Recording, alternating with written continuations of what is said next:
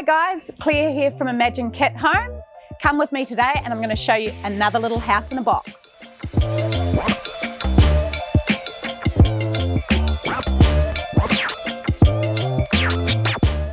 I'm currently standing in the combined kitchen, living and dining space. The owner has got this up in record time. We've done the framing, insulation's in, screeding of bathrooms currently happening and external cladding's going on as well.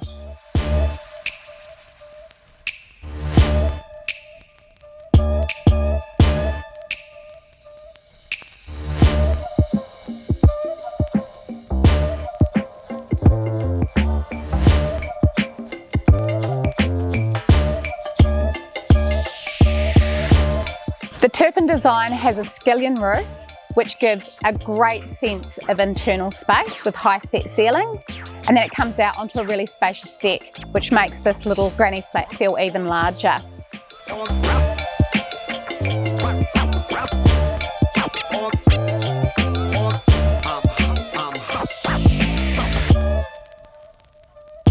If you're interested in building a secondary dwelling on your block, give us a call at Imagine Kit Homes and we'll see what we can do.